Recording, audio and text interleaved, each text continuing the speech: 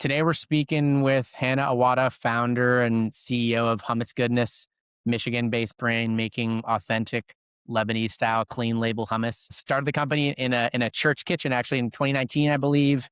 Since has scaled into close to 1,500 stores nationwide, including some pretty big names like Meijer, Natural Grocers, King Supers, a number more. So yeah, really excited to get into it. Hannah, first off, for the listeners that maybe are not as familiar with Hummus Goodness, love to just get quick lay of the land, just in terms of kind of the origin story, why behind the brand, core products in the lineup, because I know it's a pretty solid lineup. And then if you want to just call out, if there's any like new retailers you just got into that you want to call out that you can maybe drive some people to, Yeah, and then we'll go from there. that'd be great.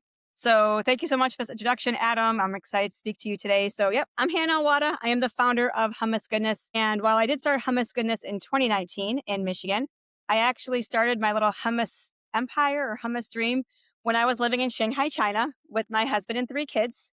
We were there for his career. One day, at the time, I was a stay-at-home mom, part-time substitute teacher. And one day I went to a party. I took hummus with me. Everybody loved it, told me to sell it.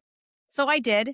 I started selling hummus literally out of my kitchen window, called the company Hummus House, and I sold it to expats like you and I. One of the coolest things I did there during that time was I developed different flavors of hummus because as a Lebanese girl, I mean, hummus comes in one flavor. It's the original. But I grew up in a very traditional Lebanese household where there was always hummus, yet I always found myself like gearing towards like, ooh, French onion dip, ooh, guacamole, ooh, queso.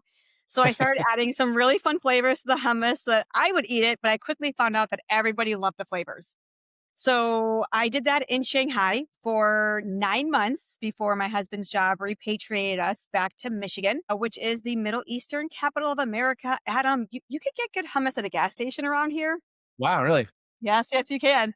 So when I went to another party here in Michigan, and of course, being Lebanese, mom always says you never walk into a party empty handed. It's rude. I Sure. brought a tray of hummus with me and I really didn't think much of it other than like, people will enjoy this. So I took the hummus to the party. Everybody loved it and said, Hannah, you should really sell this. And I was like, I don't think so. Shanghai was a supply and demand thing. That's not a problem here in the US. So my friends challenged me to go to a store and buy hummus and see what I thought about it. Up until this day, I had never bought store-bought hummus in my life. So I went to the store and I picked up lots of hummus and I was really excited to try them all and prove them all wrong that we don't need more hummus. But when I opened up all the containers, I started trying different flavors. I was like, this is, this is not the hummus that I grew up with. Like Lebanese hummus is like, it's happy. It makes you smile. It's delicious. It's made with love. And what I got in these cups was just something that tasted ultra processed, and just not special. I started humming, and then I looked at the label, and then I understood why it didn't taste like my mom makes it, and that's because brands were using soybean oil, sunflower oil, citric acid, sodium benzoate, like all things that don't belong in hummus. So, started Hummus Goodness with a very simple idea and mission of making really good, clean, authentic Lebanese-style hummus that not only I would be proud to serve my family and friends, but that my children would be proud to serve their family and friends. Now that you've been back in the US, building the business here, anything that in those first, I think you said like 8 or 9 months or so, that running the business via delivery business and, via WeChat, where I'm sure you had a lot of conversations with customers or whatnot, anything that you brought back to the US that really has kind of helped you ever since? Yeah, three things. Number one, the flavors. I realized in Shanghai, I was like the Baskin Robbins of hummus. I had like 30 different flavors and it was on a rotation. Every week it would change. I learned to hone in on flavors. Like, for example, Thanksgiving, I made a pumpkin pie flavored hummus. The Americans loved it. The Europeans wouldn't touch it. So then next week, I made a savory pumpkin hummus. The Europeans loved it. The Americans didn't like it at all. So I really learned how to hone in on different flavors and profiles that worked well for people. Number one. Number two, customer service. It was people put their order in on WeChat the same way. If you're like in a big WhatsApp group, imagine like a WhatsApp group with everybody throwing their orders at you and giving you their opinions and what they want. So you definitely learn customer service and how to just go with the flow and not to read into things too much. And the last thing was logistics. And the importance of setting up strong distribution. I was selling 500 containers a week because I had like 9 different distribution warehouses, like houses, not warehouses, but distribution houses around Shanghai. And that's how, I mean, it was great. The first week, it was like one neighborhood. The second week, there was another neighborhood. Then by the fifth week, like there was like 9 neighborhoods buying hummus from me. So I learned logistics very quickly there. You really focused on building a really authentic Lebanese-style hummus with only real ingredients, olive oil instead of soybean oil, fresh lemon juice instead of citric acid, fresh garlic and whatnot, without, giving away any too many trade secrets. What were some of the key things that you felt like you really had to get right in the formulation to make sure it tasted like what you grew up eating, not just, I don't know, a cleaner version of what you can already find on shelf? And then while doing that, also optimizing for what was really you felt needed from a shelf stability standpoint as well. Yeah. So when I started the company, we had like a 7-day shelf life. That was it. Yeah. And then had it tested and realized, oh, we actually have a 21-day shelf life. So that was awesome. And kept making it the same Lebanese way with the really clean ingredients. What I realized was there were different things that we could change and do to help increase our shelf life while also staying authentic.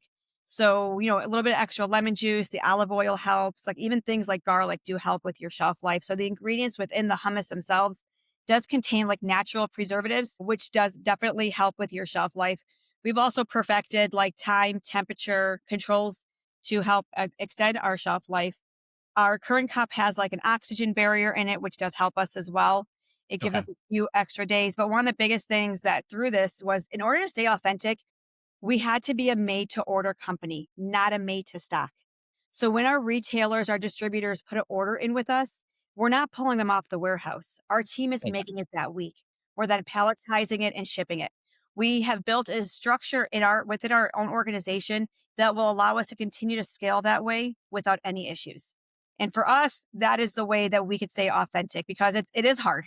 It is, I mean, it's very tempting some days that just throw some sodium benzoate in there, get extra 20 days out of it. But I can't do that. And so there's harder things that we have to do that makes it easier to get a better shelf life. Kind of started in this church kitchen, and then eventually, when you were back in the States, moved in your own facility, and then eventually transitioned to a co-packer. What did that journey look like in terms of what were the key decision points along the way when you eventually went into your own kitchen, and then that second decision point when you said, "Okay, we're outgrowing this. We need to find a co-packer." Yeah, absolutely. So I started when I was in China, I made the hummus in my house. When I moved to Michigan, and I can no longer do that. Yeah. It's not legal. It's not a cottage food law, a cottage food item here. So I had to find a space. So I went to a local church kitchen and we rented out space there. They had a nice kitchen and somebody had just left. So we were able to take over that space to produce the hummus. And we stayed there from or I think we started in August there, August of 2019. And we remained there until 2020, where we then moved to a manufacturing partner. And the reason we left the church was we just got too big. There wasn't enough, you're going to hear this from me a couple times. There wasn't enough refrigerator space. And so once we ran out of refrigerator space, we had to make a decision. If we really wanted to grow and scale this business the right way, we got to get out of the church. We needed someplace that had a loading dock, because up until then I was like handing boxes to the delivery guy to put up on that you can't run a business that way. So for us, that was the inflection point, and it was a really risky move. We were in the middle of COVID when we made this decision. We really thought when COVID happened that we'd probably go out of business, but we actually grew and expanded because retailers couldn't get hummus from the big brands because they didn't have trucks and workers, and we were delivering from the back of our truck. So it was fine. But so for us, that was when we decided to move to our own space. And at that point, we rented a facility and did a build out in Southfield, Michigan. And we thought we were going to be here for 10 years. We landed in there on Martin Luther King Day, January 2021. And we were excited. And everything was going great. We were able to maintain our bills paid for the overhead. Everything was going really well. We were producing a couple days a week, doing about 800 cups a week. We were in a great spot. Things trucked along very nicely until, and I know we're going to touch upon this shortly, so I won't tell too much of this part of the story. But we did get into a major retailer in April of 2022, where we went from making 700 cups a week to like over 7,000 cups a week. I could not handle it. And so we ran out of refrigerator space again, and we had to find a manufacturing partner. But it was the right time for us to do so. And I mean, we really took baby steps to get to that point. And we waited until we were literally busting out of the seams to make any changes. That first big order from Meijer, 7,000 Yes. cups or so, which to your point was, I think, X or so weekly capacity with a 14-day turnaround. So my question was were you able to somehow pump those 7,000 cups out within 14 days in your own facility, or you got that order and then I can't imagine you were able to somehow find a co-packer that quickly, have them turn it on and then turn it around. I imagine you still had to just figure out how to turn that around yourself. Adam, I'm scrappy and I am resourceful. And our refrigerator was not going to hold 7,000 cups, but we had a neighbor next door that was Okay. in the process of going out of business. And he had two walk-in coolers that were being not utilized that were, I've never seen coolers that big in my life. Well, now I have. But up until this point, I mean, they were the size of like a room. They were massive. And so we rented space from him to use his building, to use his refrigeration. And that held us over until we found a co-packer. So that worked out really, really well for That's us. nice. Yeah, Yeah. that's great. Okay, so mention you just said, okay, it's time for a co-packer. Once you made that mentally in your mind, said, okay, we need to now make this switch. What did that process look like in terms of actually finding the right co-packer that was going to be a good fit for you? What were the key variables and factors that were top of mind for you in terms of when you were, diligencing and kind of comparing your options? Yeah. So up until that point, to fulfill the Meyer order, we were working like 14 days straight. We worked all day, every day to get their orders done for them. I got lucky, to be very honest with you. I grew up in a very Lebanese traditional household in Toledo. And my dad was very well connected with he had a lot of friends. And he had a friend who owned a hummus manufacturing company. And I remember being a little kid and sitting on the floor eating like hummus and baba ganoush that he had just made. And it was amazing. And I remained in contact with him when I started my business, getting some advice from him as we were scaling and growing, just advice, friendly advice. And when we got into Meyer, I called him and I said, hey, you've always been so helpful and you've been so generous with your time. And I have this opportunity to get into to expand and grow in Meyer, but I can't fulfill the orders. He said to me, are you willing to work for this? And I was like, I'll do whatever you need me to do. I don't care. Like, whatever. He's like, okay, I can do this for you. We can do this together. And so we went over to this manufacturing partner, and his company would produce his hummus in the daytime. And then we would go in at 4 o'clock at night in the afternoon, 4 afternoon, Mhm. and we would work until about 2 o'clock in the morning to Wow. produce the hummus. Wow. And he has been an amazing partner for us. We could not be more blessed. And we do call him a partner. He is not our co-packer. That Yeah. is Sounds so like it. it's such an informal like process. This is a very, very family feeling, way that we do our products even till today with him. And he's really helped us. He's allowed me to work on the business, not work in the business anymore. So Totally. it was just a matter of luck and knowing the right person who really, really took a chance on us and has been amazing. That's amazing. That's awesome. For other brands that um are have gotten or about to feeling like they're getting to that inflection point, but they're just really nervous about handing things off to a co-packer, which is, totally makes sense. What are, I don't know, a few things they should keep top of mind? Honestly, it's all in communication and it's all in their eagerness, but also a little bit of apprehension of helping. I think they need to have a little apprehension. If they're overly eager, I don't know. When we started with our manufacturing partner, he was very supportive of of the process that we wanted to maintain. We also learned a lot from him. But I would really say your number one thing is you want to make sure that they have good communication and that they are there, that they really want you there and that they want you to grow. Our manufacturing partner, we work on a dedicated line with a dedicated staff that only works exclusively on our line. Oh, So wow. it's the same like 5 people. We ended up hiring a director of operations who oversees all of our production today so that we can make sure that all of the products are made right, made on time, and in full, like every single time. And so there's a lot of co-packers out there that won't allow you to do that, but there are some who will and who actually invite it. And our manufacturing partner invited us when we had this. We said, "Hey, we could bring you a director of operations who can really help, keep an eye on our brand so you can still focus on your brand." And that was it was a great opportunity for us. So again, it was always all about key communication with him, letting him know what we have in the pipeline, what we got, what we didn't get, so that he knew how to help us grow and scale. But it's all about good communication with a co-packer. Totally. Yeah, you're not the first person I've heard that from. Circling back to the Meijer story, which I think is pretty awesome. I think you told me that a competitor went through a pretty big product recall, which kind of opened the door for you. And then it sounds like pretty quickly you went from 100 and I think 150 or so to some of their local store locations to all of their plus big Meijer supercenters. Yeah, just diving into a bit more detail on that front. Maybe just walk me through kind of how that relationship started and evolved and how you're able to take advantage of that situation and make the most of it. Absolutely. So in I think early 2020, before COVID happened, I went and I pitched to a Meyer local format store called Woodward Corner Market. If you guys are not familiar with a local format store, they have a more of a boutique touch and they're only focused on food, but they have the authority to purchase directly from people without going through all the Meyer obstacles to do so. Okay.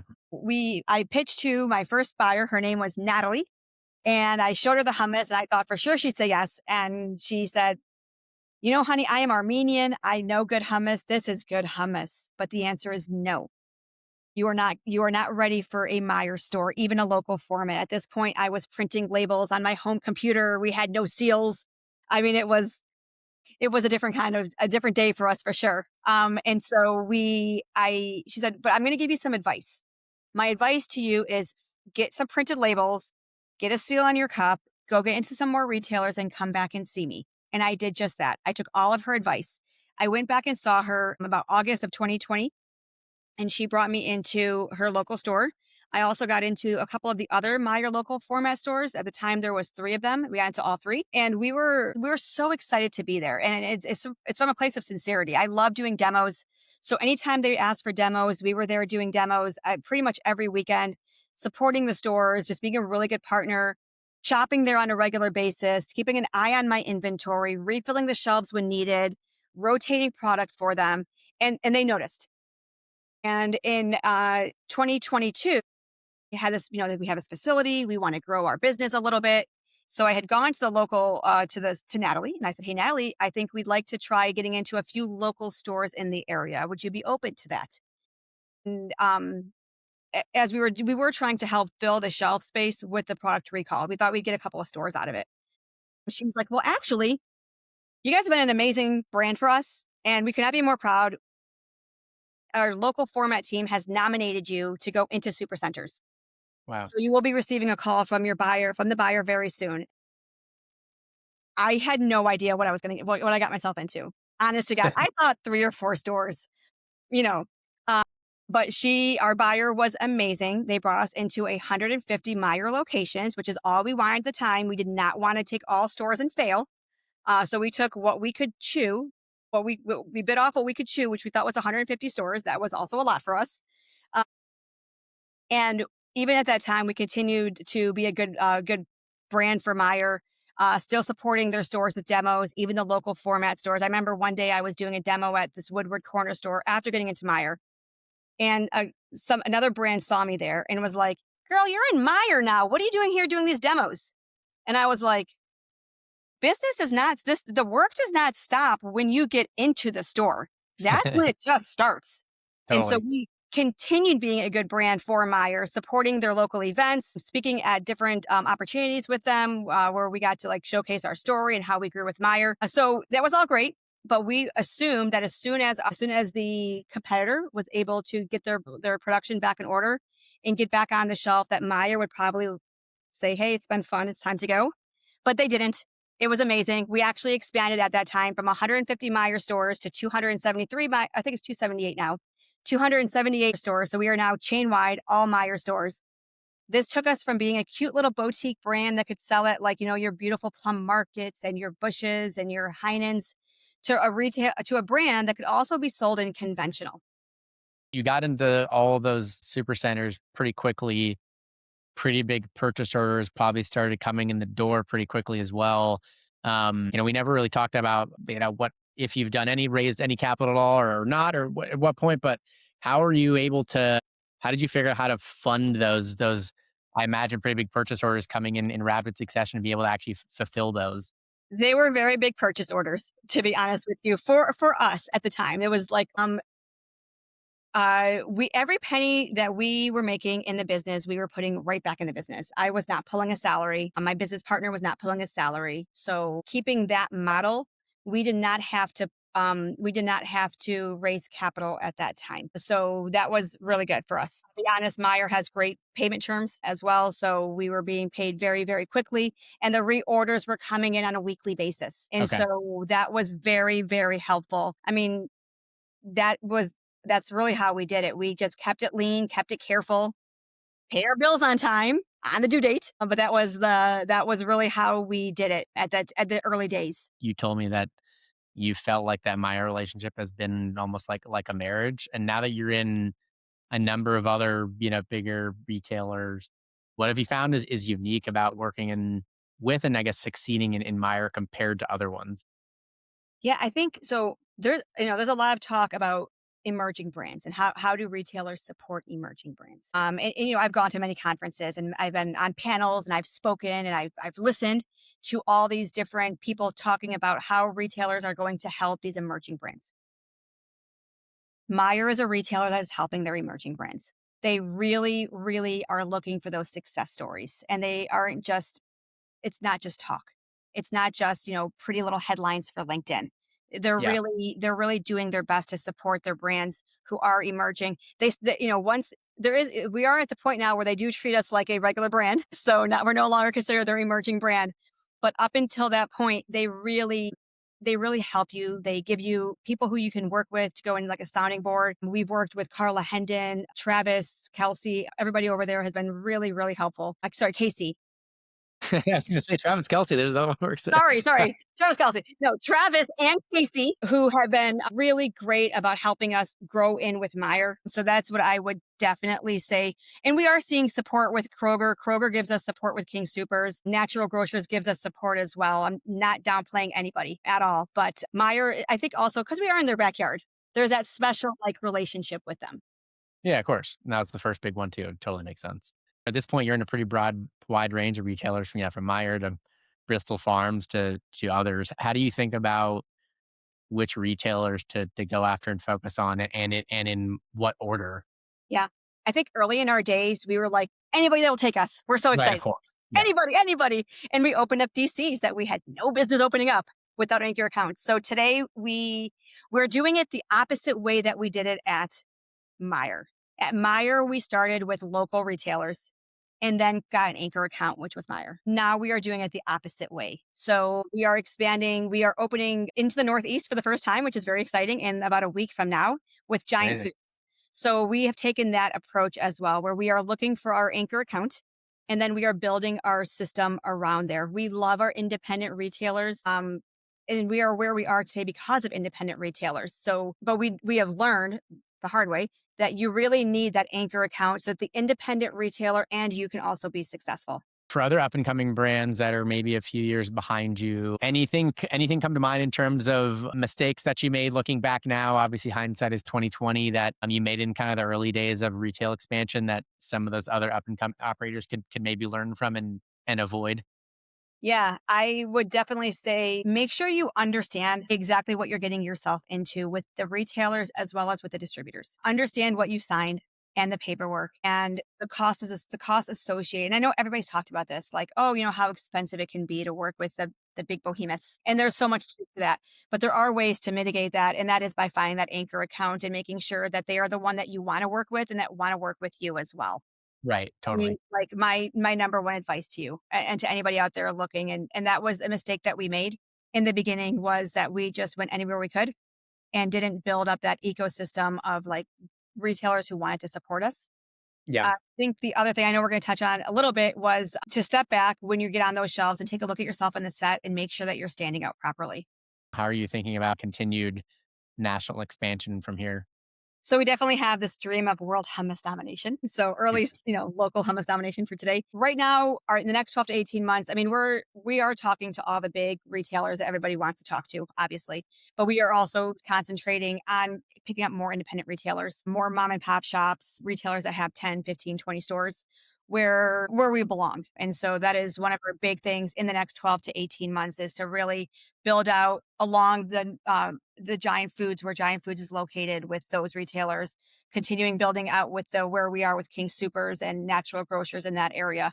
That's where we're really focusing our energy on. I think a lot of brands they go too wide and too big too fast. And you Yeah. really can't support that without raising a ton of capital. And so while we're happy to raise a ton of capital, we want to make sure that when we do so, we are spending it wisely. And so we're all about building up where we are, which is Midwest, Northeast, Rockies, and slowly into California. From a velocity and retail tactics standpoint, I mean, you're competing in a section of the store against some fairly established brands. I think I don't know, Sabra is probably the one that comes top of mind first. Like, what have you found are some of the core tools and most impactful tactics you found that have really had the biggest impact in terms of driving velocity at retail? Demos, demos. I think at this point, look at Sabra did something amazing. Sabra taught everybody what is hummus. So for the most Yeah, part, like 80% of the people you're going to sample to know what hummus is. What yeah, we're doing now is showing people like what real hummus should actually taste like. And we always tell them like our goal is this. Our goal is that you go to your favorite Lebanese friend's house or Lebanese restaurant, you try the world's best hummus, and then you come and try Hummus Goodness and you say, "Wow, that's almost as good as what my sister-in-law made for us last week." And the best way to do that is demos and getting it into people's mouths. So we spend a lot of our resources and our time. To this day, I still do demos. Not as much, thank God, but because it was a lot. But we do still do a lot of demos. We focus on the demos, community engagement events. I mean, we're moms, and we are marketing to moms. We know sure. who our customer is. It's the mom who's looking to make her life easier. She wants to buy her kids better for you, healthier for you products without having to question if they're going to like it. Because how often do you buy something for the kids and your kids are like, "Ugh," like we don't get that. Totally. And Yeah. so demos, community engagements, and we do social media.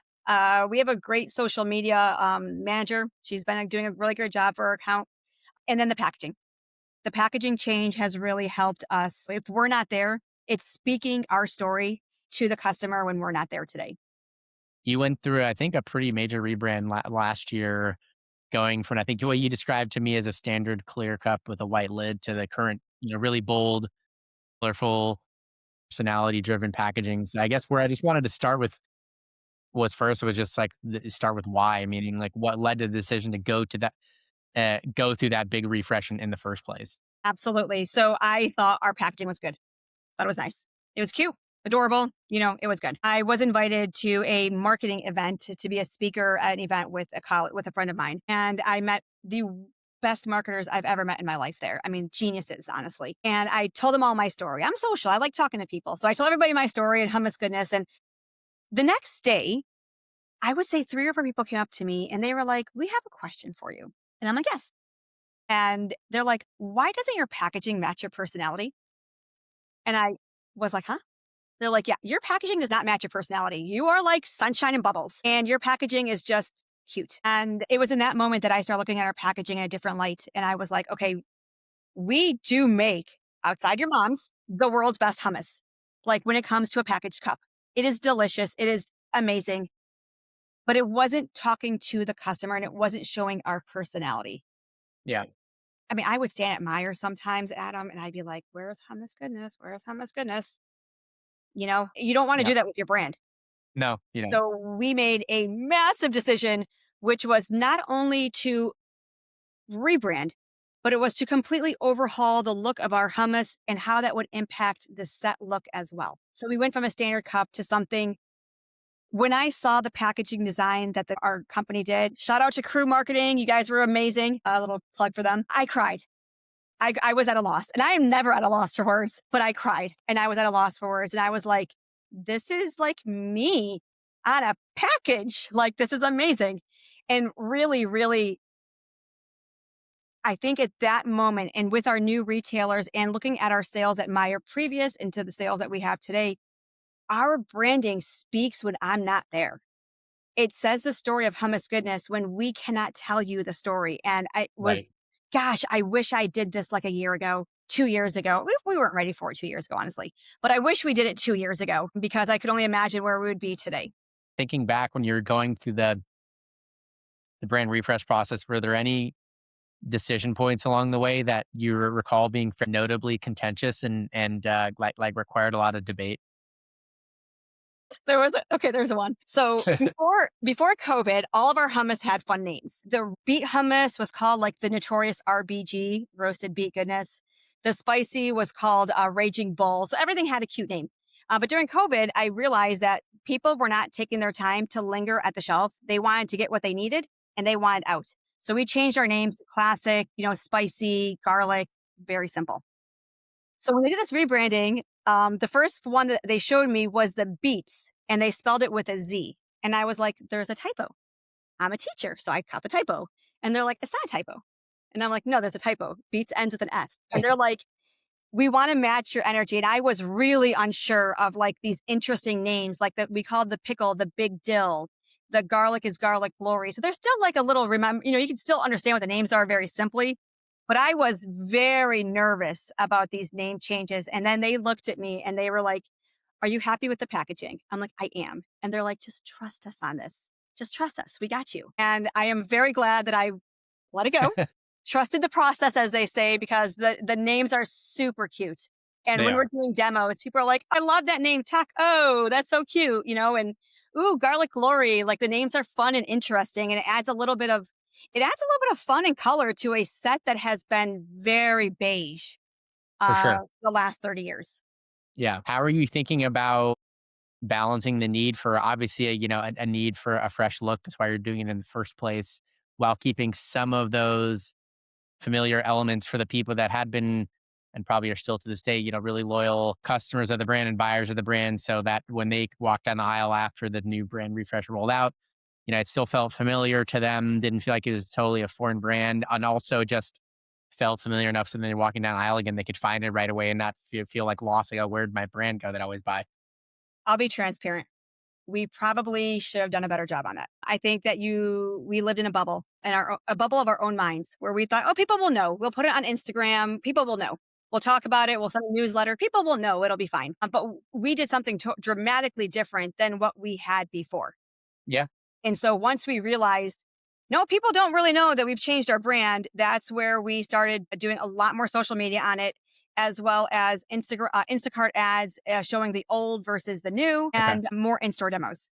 And so I think my biggest takeaway from a rebrand, if you are going to overhaul your branding so much, make sure don't step over dollars to pick up pennies.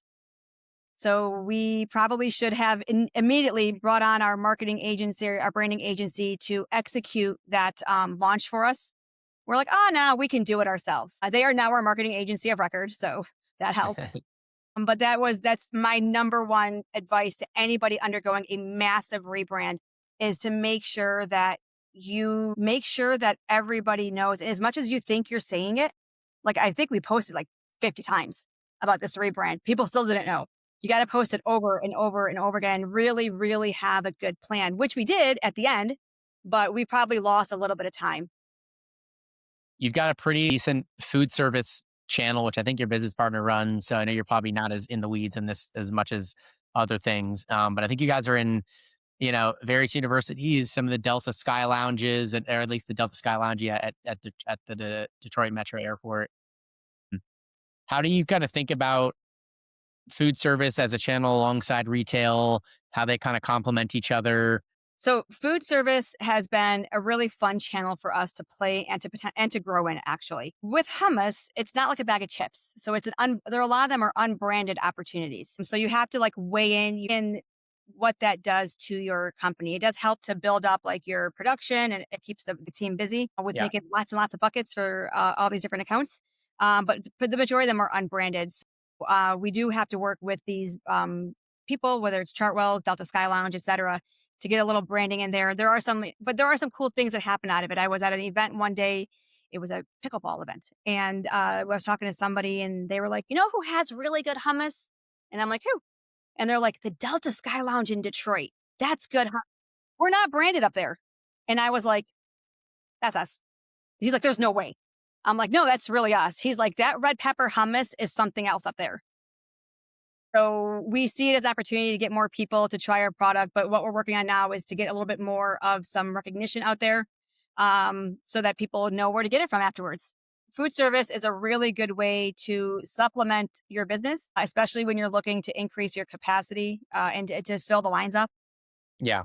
There's so much more we can do in it. And it's been a very, very fun, exciting journey for us so far. You bootstrapped the business for 5 years or so, which is super impressive. And then I think you eventually took you did a pre-seed round with Michigan Rise. How did you think about kind of the timing of when and how to take outside capital? And then how are you thinking about what that looks like into the future? So we started taking outside capital when we realized that we don't have a product that's very expensive. And so the margins are not, and the margins are healthy, but they're not huge numbers because the product itself is not that expensive. Right. And we really wanted to increase our brand awareness out there, get our message out, do the rebrand. And it was at that point that we were like, I mean, we're still not paying ourselves at that point. And it's like, there's no more money that we could bring in to pay for a rebrand. And they're not cheap. There's no more money. I mean, demos cost money, in store sampling events cost money, Yep. acts for retailers cost money. And it was at that point that we saw these opportunities for growth. We saw, Meyer brought us into all the stores. We got a yes from natural grocers that we were like, okay, we are leaving our backyard now where we can control things. We're going to need to bring in some money to help us make sure that we are successful once we get on the shelf. And it was at that point we decided to speak with Michigan Rise and then a couple of like family and friends. You mentioned to me how you've got a pretty solid network of other, I think, majority Michigan based CPG founders that you lean on. How important has community been for you in general as kind of a founder in building this company? And I guess what does that support look like in practice that maybe other founders can kind of seek out? Being an entrepreneur is very lonely and it can be very lonely. I'm sure you've heard that Yep. before. And I Yep. am lucky enough to have a business partner. Her name is Laura Lozier. She's absolutely amazing. She runs all the food service of our business and the back office support, keeps the engines going and the checks coming out. But if you don't have like a business partner like I do, even with a business partner, it can be lonely. We don't know everything. Neither Laura nor I went to school to be hummus makers. You know, Laura came from Oracle, so she understands big business, big world, spreadsheets, budgets, all that stuff. I was a teacher. So I learned very early that there are people out there who can help us avoid the bumps along the way. And they're generally other brands, and you meet them doing demos. I have my little brother owns a company called Midwest Juicery, so it's a really good clean juice line, and he gave me a lot of resources early on that avoided me from stumbling.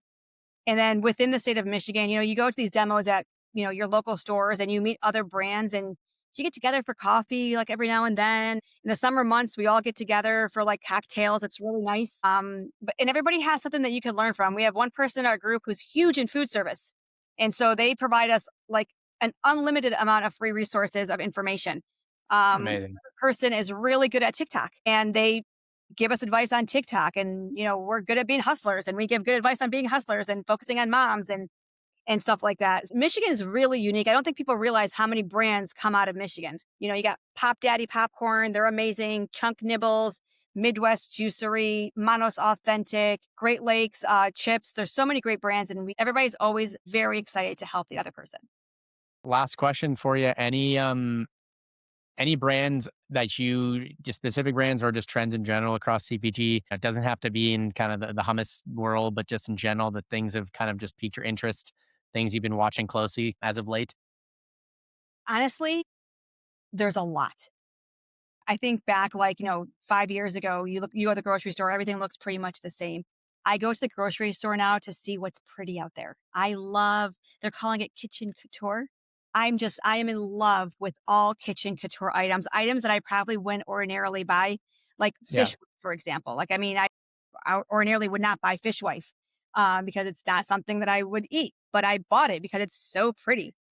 it is. So I have a serious appreciation for really pretty items. I am looking for anything that's not on the ordinary. Personally, things that are seed oil free when they need to be seed oil free. I mean, I'm not looking for seed oil free for everything, but really it's just, I am looking at all the pretty things out there. I went to Expo West for the first time, walked the show. It was a lot of fun. And I was just in awe with the beautifulness of like products today. I totally agree with that 100%. Yeah, everyone has kind of raised the bar across the board, it feels like. 100%. So it's been fun to like go on like little treasure hunts. Totally.